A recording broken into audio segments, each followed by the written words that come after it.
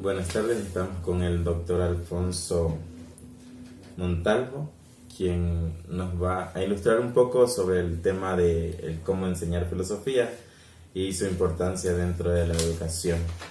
En sí, en el campo de enseñanza para los niños. Entonces, doctor, en breve rasgo, ¿cómo me puede definir el término filosofía y su importancia en la educación?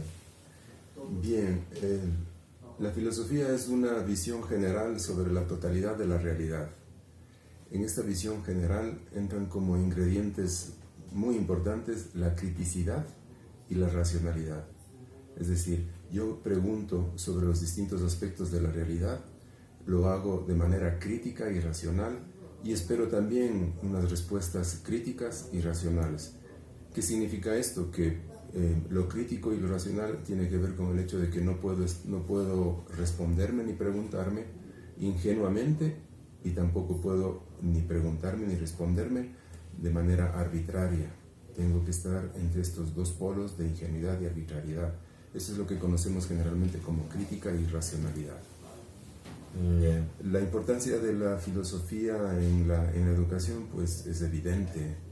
La educación debe educar, valga la redundancia, en mentalidades críticas, racionales, autónomas, que sepan elegir criterios reales para dirigir la propia existencia. En eso, según mi perspectiva, radica la importancia de la filosofía en la educación. ¿Tiene usted alguna noción sobre la propuesta de enseñar filosofía a los niños en la actualidad y cómo ve usted este proyecto? Sí, he conocido de esta línea de la filosofía, que es filosofía para niños. Me parece que uno de los autores importantes sobre esta línea en la filosofía es Lippmann, si mal no recuerdo. Sí, así es. Pero desafortunadamente no tengo experiencia en esta línea. Sin embargo, yo creo importante que la filosofía deba enseñarse desde la infancia a los ciudadanos. Según su trayectoria como profesor de filosofía, ¿cómo se debería impartir esta asignatura a los niños? Yo creo que a los niños, igual que a los adultos o a los jóvenes, la filosofía debe impartirse centrándose en la argumentación.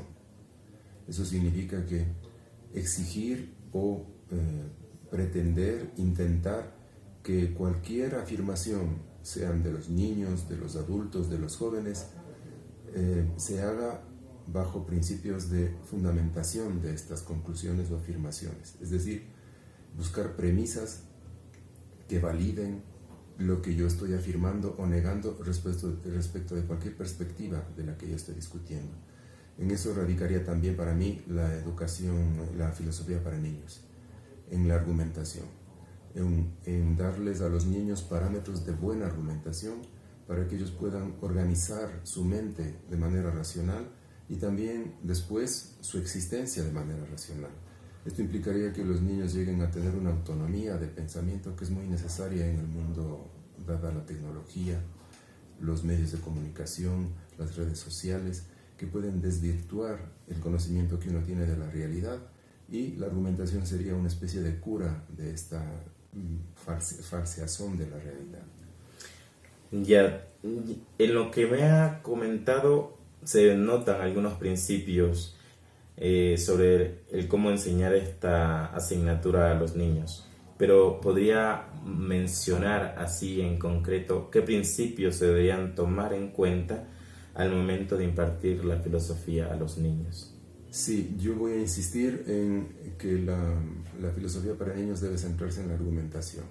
Es decir, que los principios, los criterios para enseñar filosofía para niños deben estar alrededor de la buena argumentación, de los esquemas de argumentación correctos que fácilmente se pueden impartir a los niños en forma de cuentos, de leyendas, de juegos.